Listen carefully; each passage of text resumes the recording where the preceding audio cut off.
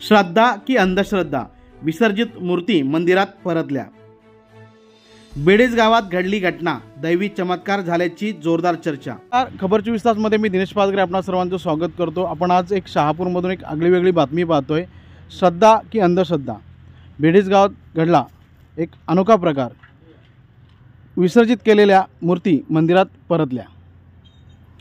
आजची ही घटना आहे। आपण पाहिलं तर बेडेजगावमध्ये आणि पंचक्रोशीमध्ये एक जोरदार चर्चा सुरू झालेली आहे। अनेक भाविक बेडेजगावकडे धाव घेत आहेत आणि त्याचं मूळ कारण असं आहे की बेडेजगावमध्ये मंदिरामध्ये 8 दिवसांपूर्वी नदीपात्रात विसर्जित केलेल्या मूर्ती परत आल्याची चर्चेला आता शहापुरात उधाण आलेलं आहे आणि त्यानुसारच आपण आज प्रत्यक्ष बेडेजगावमध्ये या बातमीची खात्री करण्यासाठी आलो आहोत। खबर 24च्या माध्यमातून आपण अंधश्रद्धेला खतपाणी घालायचं काम करत नाही आहेत, मात्र जी काही घटना आज चर्चेची ठरलेली आहे पंचक्रोशीमध्ये त्याची खात्री करण्यासाठी आणि ती आपल्यापर्यंत पोहोचवण्यासाठी आम्ही आज बेडेजगावमध्ये आलो आणि पाहूया नेमकी काय घटना घडली आहे। शहापूर तालुक्यामध्ये शहापूरमधील बेडेजगावमध्ये एक दैवी चमत्कार घडला असल्याची पंचक्रोशीत चर्चा सुरू झालेली आहे। आज सकाळच्या सुमारास ही चर्चा सुरू झालेली आहे।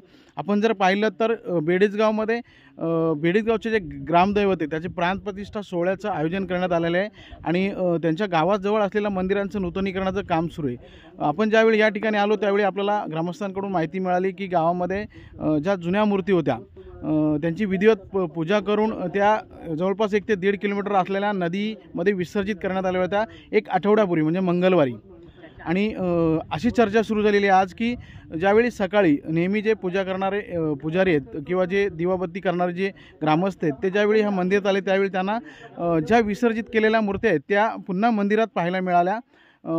दगडाच्या आणि जुन्या ह्या मूर्त्या आहेत, त्या मूर्त्या जशा तशा त्यांना मंदिरात पाहायला मिळाल्या आणि त्यासोबतच मंदिरामध्ये मोठी पावलं ही कुंकवाच्या ठस्यानी उमटलेली त्यांना पाहायला मिळालेली आहेत आणि ह्याचीच चर्चा ह्या पंचक्रोशी शहापूरमध्ये सुरू झालेली आहे। आणि तेच पाहण्यासाठी आपण ज्यावेळी या ठिकाणी आलो त्यावेळी आपल्याला देखील तेच निदर्शनास आलं की मंदिरामध्ये कुंकवाचे ठसे लागलेले पावलांचे आणि त्यासोबत त्या मूर्त्या आपल्याला मंदिरामध्ये दिसत आहेत। नेमकी काय ही जी आत्ताची जी परिस्थिती आहे ती आपण सविस्तर ग्रामस्थांकडून जाणून घेतोय।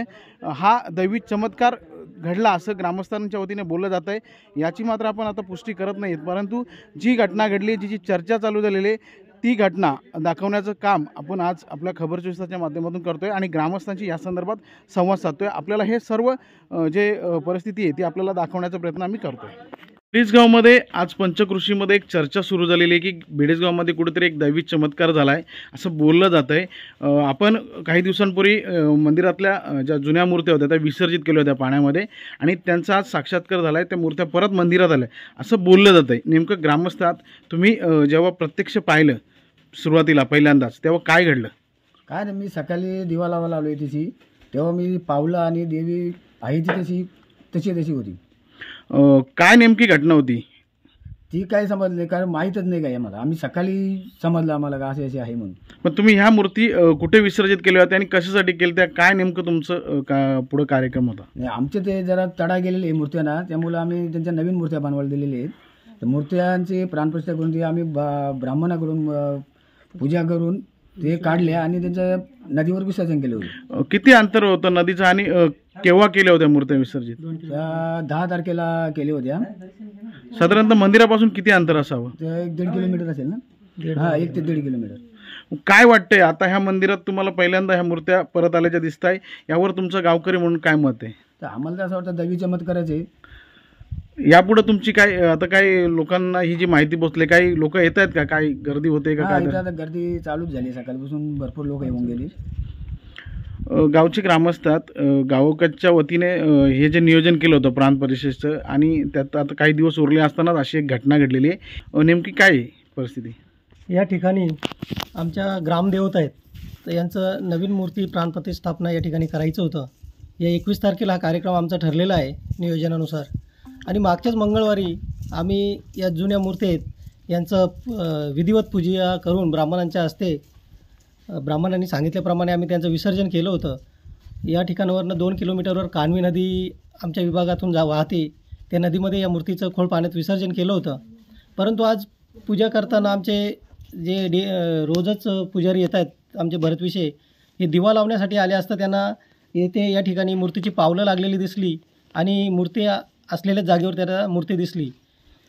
तसं पाहायला गेलं तर दैवी चमत्कार खूप ठिकाणी आपण झालेले पाहतोय आणि हा दैवी चमत्कार असावा असं आम्हाला तरी वाटतं. काय वाटतंय की कोणी अशा काही करू शकतो की किंवा मूर्त्या आणू शकतो का किंवा मंदिरात ठेवू शकतो का, अशी काय एक गावकऱ्यांची काय आहे का? तसे पाहायला गेलं तर 2 मतप्रवाह आहेत. एक असं की कोणी आणून ठेवल्या, तर मला वाटतं मी स्वतः विसर्जनासाठी या ठिकाणी उपस्थित होतो. मूर्ती उचलताना 4 ते 5 लोकांची गरज असते.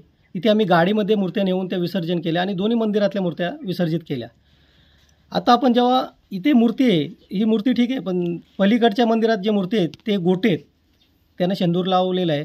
तर तेच गोटे तसून तसे येणं शक्य नाही एवढ्या मोठ्या नदीतून, आणि नदीचा प्रवाह वाहता आहे. पावलं देखील लागलेले आहेत कुंकवामध्ये. ह्या पावलांबद्दल काय तुम्हाला वाटतंय? हा या साक्षी दैवी चमत्कार असू शकतो असं आम्हाला वाटतं.